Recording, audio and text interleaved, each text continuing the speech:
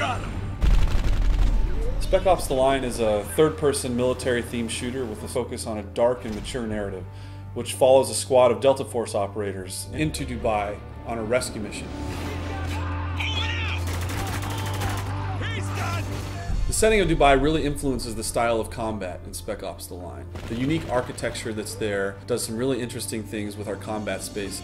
We draw a lot of inspiration of the way things were built there, like the scale is just really over the top. And as an art team, we use that to translate it into our game environment. So all the spacing is bigger, everything is a little bit more grand and spectacular. The city's been covered with millions of tons of sand. It really provides sort of a very new and fresh combat experience. One of the elements that's very interesting is the fact that you're quite often walking on what you perceive to be solid ground, but actually you may be walking on a dune that's covering a 30-story skyscraper. During combat, you have to constantly be thinking about where you're standing and where you're located, and you may even tumble through a skylight in a building into an entombed space that's been covered by sand. Throughout the game, the player encounters opportunities to leverage the power of the sand to help him basically to kill enemies or open new pathways. You basically see sand piled up behind a window, and you shoot the window, and sand comes pouring out. So there's a number of locations in the game where out of the narrative grew an opportunity for us to let the player make a choice. This is a test. Yes, it is. The civilian on the right stole water.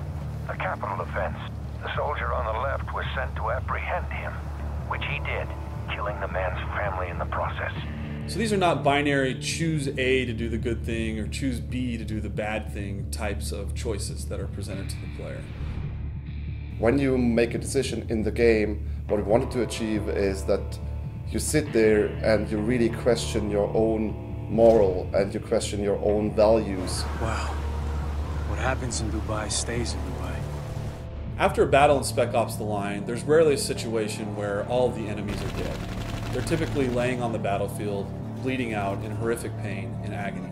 The player can choose to react to that in a number of ways, and one of the ways that he can do that is by utilizing executions and executing those enemies. Since Spec Ops: The Line is a realistic shooter and you're up against humans with guns, it was always very important for us to make sure that there is enough variety in gunplay and in enemy behavior. So we created all those different enemy types to make sure that there's always enough variety and fun to fight those guys. It was too close, Walker! Take this guy out! Is that all of them? I think we're clear. What about the civilians? 33rd get away with any of them? Yeah, they did.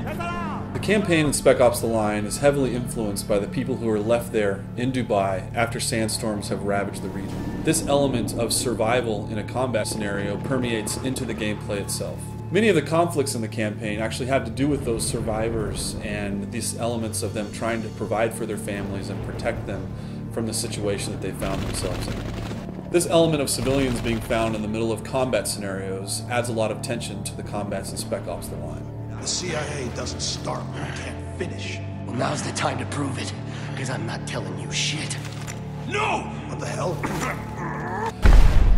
What we wanted to achieve was that the player really not only makes his decisions as the character, but also as himself, as a person, as the human in front of the console. We hope that this invites players to think about what wartime scenarios are really like for the people that are trapped within their confines.